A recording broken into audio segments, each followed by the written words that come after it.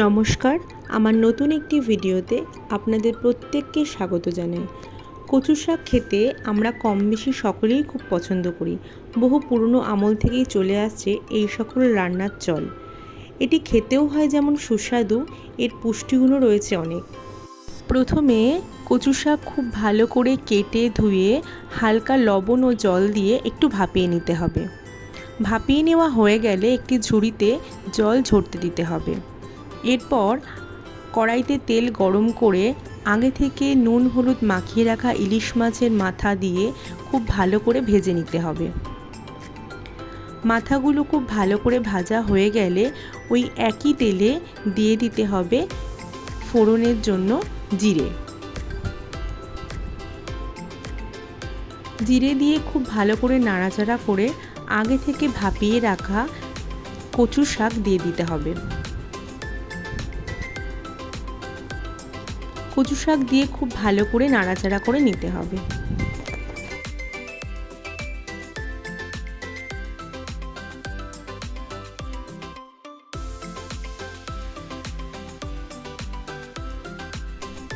এরপর দিয়ে দিতে হবে পরিমাণ মতো হলুদ এবং লঙ্কা বাটা। লঙ্কা বাটার পরিবর্তে লঙ্কা চিরেও দেওয়া যেতে পারে। আর দিয়ে দিতে হবে পরিমাণ মতো লবণ। সমস্ত উপকরণ খুব ভালো করে মিশিয়ে নেওয়ার পরে খুব হালকা আঁচে অনেকক্ষণ ধরে রান্না করতে হবে।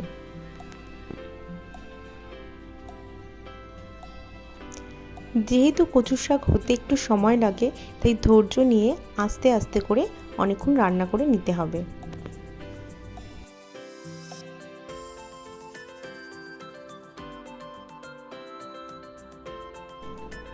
প্রায় হয়ে আসলে এবার দিয়ে দিতে হবে স্বাদ অনুযায়ী চিনি। কচু শাকে চিনির পরিমাণটা অন্যান্য রান্নার তুলনায় একটু বেশিই দিতে হবে, তাতে স্বাদ খুব ভালো হয়। চিনি দিয়ে আরও কিছুক্ষণ খুব ভালো করে মিশিয়ে নিতে হবে। এরপর দিয়ে দিতে হবে আগে থেকে ভেজে রাখা ইলিশ মাছের মাথা। এখানে আমি ইলিশ মাছের মাথাগুলো ভেঙে দেব না, খুব বেশি ভেঙে দিলে কাটা কাটা হয়ে যায়। ইলিশ মাছের মাথাগুলো দিয়ে আরও কিছুক্ষণ খুব ভালো করে মিশিয়ে নাড়াচাড়া করে নিতে হবে। এই কচু শাক খেতে সুস্বাদু হওয়ার সাথে সাথে এর কিন্তু পুষ্টিগুণও অনেক আছে।